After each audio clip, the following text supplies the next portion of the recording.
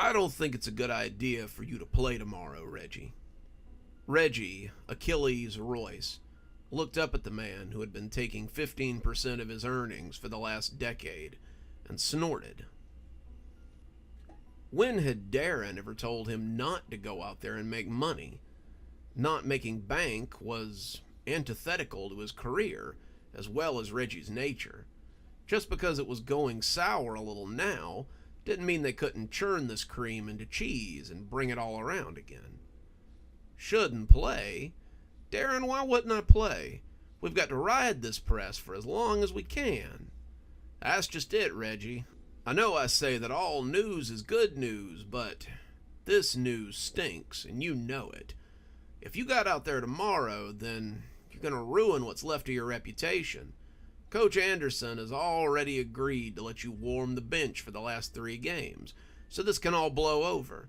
He's even agreed to pay you out for the season, something that doesn't happen often. You need to lay low so that all this can just blow over. Maybe try again next season. Reggie stopped himself just short of tearing the Velcro strap on his glove. He was used to dealing with the rage by now. He'd been managing it in his injections for years, but sometimes it still crept up on him. Times like now, when he needed a cool head. Reggie put his hands in his lap so that Darren couldn't see him shaking, but his manager was no fool. "Are you still juicing, kid? I thought we talked about walking that back, especially with your upcoming..." "It's fine," Reggie half growled. "I've got it under control. I'm 3 home runs away from breaking the all-time record, Darren, but I'm also staring 40 right in the face. If I hang it up now, I might never pick it up again. I want to go out on top, man. I don't want to just be a footnote who came close but never made it all the way." Darren sighed, looking away as he weighed his options. It had been hard for both of them this year. The home run race was nothing new. Players chased it every year, but most never came close. Achilles was closer than anyone had been in half a decade, but the closer he got, the closer people looked. You can't have another wife beater or steroid junkie on a Wheaties box, and fortunately, Achilles had fewer skeletons in his closet than most. Darren knew about the juicing, but Reggie said he was being careful. It was never enough to pop on a test, but it was enough to keep him active. Reggie should have retired a few years ago, but he couldn't. Not until he broke the record. "Once I break the home run record, I'll hang it up. Till then, I'm in it until I can't anymore. One day, Achilles will be the name they all want to wear on their jerseys, even after I can't swing a bat anymore." Achilles, Darren almost laughed. He'd given the kid that name after he'd signed him. You need a marketable name, Reggie, and the league is full of notable Reggies. Why not try something classic? Achilles, maybe. It's got panache, don't you think? He had called him that because the kid was an all-around unit. He'd been 25, in the best shape of his life, and he could hit just as well as he could run. Darren had been his manager for nearly 10 years, and if there was a cash cow, it was this kid. Kid? No, not a kid anymore. Reggie was the same age that Darren had been when he'd scouted him, and his milk was almost over. When he'd come to Darren with his home run race, one final hurrah before he hung it up, Darren had considered it poetic. One final battle before retirement. That's how heroes went out. He hadn't thought the idea would take root, but Reggie was serious. He trained hard in the off-season, really pushing himself to the limits. And when the spring season had come around, he'd been ready for the show. This season had seen him smash one ball after another out of the park, and the fans took notice. Attendance was at an all-time high, and people packed the stands for the moment when Reggie blasted one ball after another into the stands. He didn't belt every ball out there, but he hit at least 2 or 3 a game. Those 2 or 3 became 5 or 6, and suddenly Reggie was unstoppable. The deals came in, the sponsorships, the partnerships, but that put an even bigger target on Reggie. He was still fine during drug tests. He had a prescription for the steroids, but he had to cut way back. The steroids weren't the problem, though. The problem was Sylvia. Sylvia was Reggie's wife, his wife of 10 years, and when the affair came out, it nearly broke Reggie. Sylvia was caught on film with someone as they dined together at La Rise. She was photographed having drinks with him at Clarence's. She was photographed taking him back to the house she and Reggie shared while he was away with the team. The scandal was immediate, and it was messy. Reggie was distraught. He loved Sylvia, but it appeared she didn't love him the same way. She had wanted to go to therapy and try again, but Reggie couldn't do it. He felt that doing so would make him look weak, a cuckold, and he couldn't have that. He threw her out, and this had begun the slow decline of Reggie's home run dreams. The divorce proceedings had been even worse. Sylvia decided that if there could be no reconciliation, then she would scorch the earth.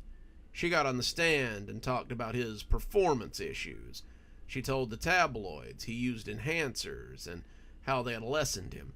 She talked about how the baseball field was the only place he could perform these days, and Reggie became a laughingstock. Suddenly all the goodwill for a man who had been wronged was gone. Suddenly, people chanted for Reggie the Cuck in the stands, and the sign campaign was even worse. Darren hated people sometimes. They couldn't see how this guy, how his friend, was hurting. All they cared about was the scandal and the slander and how it brought them joy. People loved seeing a hero brought low, and Reggie was an easy target. The endorsements were gone, the deals dried up, and now Darren didn't understand why Reggie couldn't just hang it up. "Come on, Reggie," he said, trying one more time. "It's time to face facts. It's over, man. You need to let this blow over. Try again next year. Start." But he stopped talking when Reggie slammed his hand hard enough into the locker to make him think he'd broken it. "Don't you get it, Darren? If I quit, she wins. I can't let that..." But he bit his lip to stop the word from coming. Even at his lowest, he still couldn't bring himself to speak of her like that. "She ruined me, Darren. She wrecked more than my career. After this season, I'll be untouchable for years. And this is my only shot. Achilles," he said with a laugh as he looked at Darren. "You gave me a fitting nickname, huh? Sylvia knew right where to work the knife, right where my weak spot was. But now, I have to secure my legacy. It's for me, not for you, not for her, for me. I have to show them that if they want to hang horns on me, then they'll have to see those horns every time they open a book or look at a record." Darren came over and tried not to notice how Reggie flinched when he put a hand on his shoulder. "Kid, and I say this with all due respect, you're losing it. You need to think about what's best for you, not this home run record. You're a great player, one of the best, but I can't watch you kill yourself over it." Reggie looked at him, shocked. "What? Because of that shit in the shower? That was just nerves, Darren. I'm okay." It had been a little more than nerves, and Darren knew it. Reggie had been getting really rattled lately. He kept turning suddenly, saying people were laughing at him. Darren hadn't heard anyone laughing. Not openly, or where they might get their teeth pushed in, but Reggie was getting very agitated about what he called people laughing at his back. Darren tried to reassure him that this was something that would blow over, but then the incident on Thursday occurred. After practice, while showering, someone started to call for help, and a bunch of them ran to see what was going on. It was Reggie, and he had one of his teammates by the throat. They were both completely naked, the water making a steamy fog around them, and he had his fist drawn back like he was planning to fight. "You think it's funny, huh? You think something's funny here? My package is none of your business, so stop snickering at me. I don't care what you heard. That bitch is a liar, so stop your fucking snickering." He was just standing there, shouting at his teammate as the water cascaded around him. The other man, Alvarez, said he no longer felt safe around Reggie, and had even talked to some of the other players about having him removed from the team. Darren and Will Anderson, the coach, thought it might be best if Reggie took some time off, got his head right. Reggie had argued that there were only a few games left, and he was 3 home runs away from the record. He needed this, more than he needed anything. "It's not just the shower thing," Darren said, lifting up from the wall he'd been leaning against. "It's the hallucinations. You told me you've been seeing things, shadows and monsters, and I think all this stress is having a negative effect on your mental health. You need to rest, kid. Go take a vacation. You can catch the last game and belt out those 3 last homers. You owe it to yourself to be at your best." Reggie stood up, and as he stood there in his uniform, Darren thought for just a moment that he looked like the same kid he'd seen hitting anything with stripes on it at the college games all those years ago. "I can't pass this up, Darren. I need this. I have to be on top, even if it's just for a little while. I break this record and all the laughing, the jeering, it stops. I just know it." Darren wasn't so sure, but it was hard to argue with the kid when he looked like that. "All right, Achilles. Go out there and make history. Just make sure you don't pull a Casey Jones out there." Achilles, because there was always a difference between the player and the man, looked back at him questioningly. "What's that mean?" "Not a big scholar of written work, I see." Casey stepped up to bat, full of confidence and swagger, but struck out in the end and ruined his reputation. "Don't go out like that, kid. Nobody's going to put Casey on a Wheaties box." Achilles nodded and headed out to the field. Darren couldn't have known how right he had been, but Reggie had some ideas. Reggie hadn't just been hearing snickers and jeers. He'd been seeing things he couldn't explain, things he didn't dare tell Darren about. Coach would take him off the team if he knew he was seeing stuff that wasn't there, and Darren would be right behind him. It wasn't like he was seeing giant rabbits or fire-breathing dragons or anything. What Reggie was seeing were shadows that shouldn't be there. They weren't like the usual shadows that people cast. They weren't even like the shadows he would find scary when he was a kid and he saw a chair with clothes hanging off of it. No, what Reggie was seeing were these strange shadow people that seemed to live at the edges of his vision. He would wake up sometimes, whether it was in a hotel room or in the small home that he had once shared with his wife, and he would see them standing there before he blinked and they would vanish.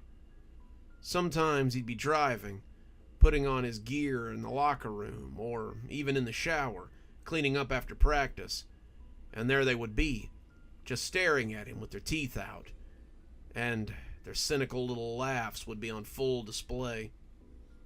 He came to the back of the line and saw Alvarez move up a few spaces so that he didn't have to be near him. Reggie felt bad about that. He had really thought that Alvarez was laughing at him. He realized now that it was the shadows, those hateful things that were trying to ruin his life.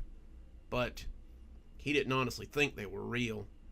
He had started to think they might be stress, maybe even his mind's way of coping with the challenges his life was undergoing. He was almost 40, in a game for 20-year-olds. He knew he was the odd man out. He knew he only had a few years left to make his name. But when he hit that home run that would put him in the record books, he knew that no one would remember what his wife had said on the stand. Once he hit that home run, all they would know was that he was the best. The announcer brought the team out, the national anthem was sung, and the first pitch was thrown out. After that, the game got rolling pretty much as usual. Coach had let Reggie know that he'd be batting far down in the lineup, and he sounded apologetic about it, but firm. "The scandal's good for business, but it's not good for baseball. I don't want to encourage him, you understand." Reggie did, but it still sucked. As he sat on the bench, the laughing still hadn't stopped. Some of it was the fans. He had seen the signs and heard the chants, but some of it was something else. That laughing was different. That laughing sounded like mice walking in a crypt, like leaves in an abandoned hallway, like the laughter that bubbles up from hell. Reggie didn't get to bat in the first or the second inning. The team was doing well, but their opponents were really on fire tonight. When he took the field, Reggie ignored the Peanuts gallery and tried his best to cover his spot. Still, when a group of fans started catcalling him after he missed a particularly easy grounder, it was hard not to simply storm off the field. He'd been the victim in all of this. His ex-wife had cheated on him, after all. Why were people laughing at him over something that he had been hurt by? In the third inning, he finally got his chance to bat. The announcer called him out. He stepped up into the box with all the swagger he usually possessed. But as he prepared to swing, he saw something in the first row across the field. It could have just been someone sitting in a shadow. It could have been someone wearing a hoodie, but the three of them, seated in the field across from him, were grinning horrors. As one of them waved at him, he heard the umpire call "strike" and realized he'd missed the pitch. The fans went wild, cheering and yelling at him to keep his eyes on the game. Reggie tightened his grip on the bat, but as the second one came across the plate too, he swung and missed. He could feel sweat flowing off of him now. He had to hit another homer. He had to get the crowd back on his side. And as the ball came in, Reggie swung and hit it into the outfield. Luckily, the outfielder was a little slower than he should have been, and the ball tipped against the outfield wall and fell into the stands. He had the home run, but it was far from the solid hit he had wanted. He needed to finish this streak, and he needed to finish it now. He got to bat twice in the fifth inning, the whole lineup running a little longer than usual.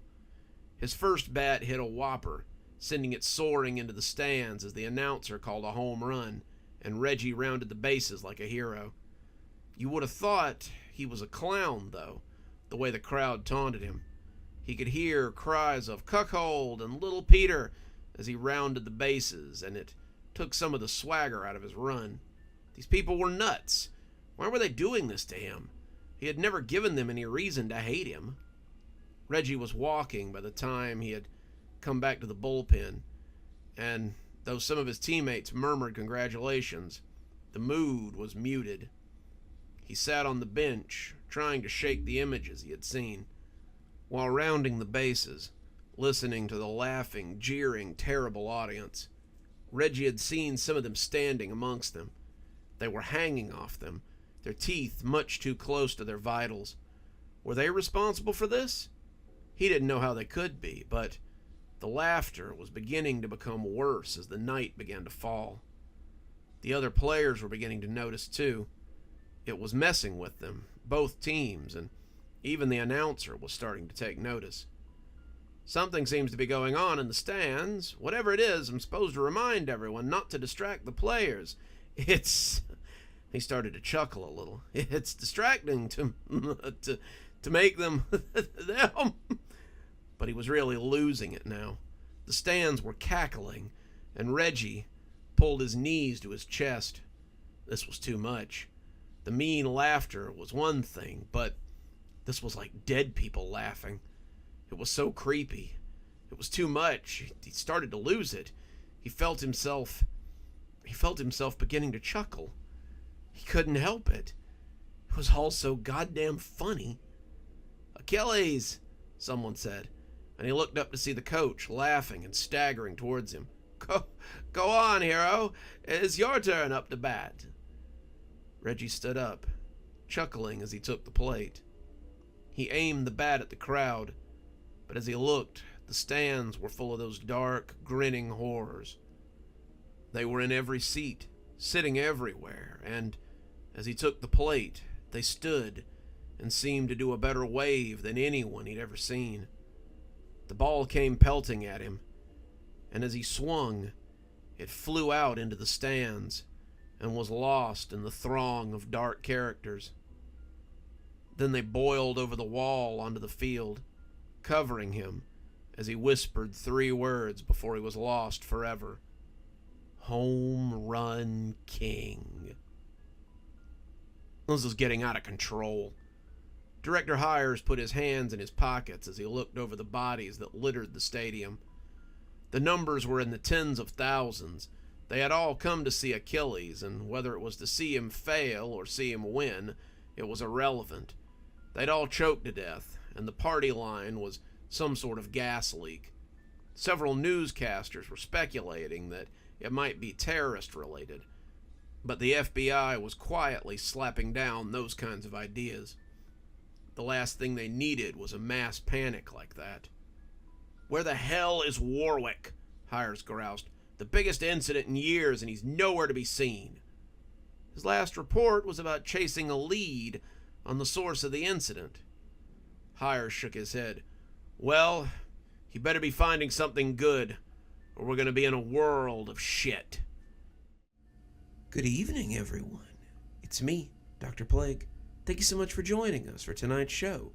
If you think you might like a little more spooky in your life, then please feel free to click on one of the videos we have up here. Maybe look at one of the playlists if you're trying to get caught up. I know, there's so many videos on the channel.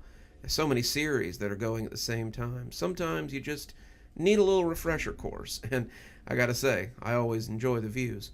If you're not subscribed, feel free to hit that subscribe button. Maybe hit the bell so you don't miss anything. We upload a lot on this channel, so you won't want to miss a single story as they come out. If you'd like to support the channel, you can click on the Amazon link down there. There's quite a few books in my Amazon account. You can have a look, and if you'd like a signed copy, get up with me through email, and I'll be happy to work something out with you. Also, there's links to my Patreon, and you can become a member on the channel if you'd like your spooky a little bit early. Patrons and members on the $5 tier get their videos 12 hours early. That's in the morning as opposed to in the evening. Patrons at the $10 level also get a signed copy of my book anytime I write one. Speaking of my patrons, you should see them appearing right now. Just wanted to take a minute to say how much I appreciate all of you. Patrons, subscribers, however you give to the channel. I really appreciate everything you do, and it truly touches me that you have chosen to support the channel in this way. Well, that's enough for now. Till next time, Dr. Plague, signing off. Have a wonderful evening.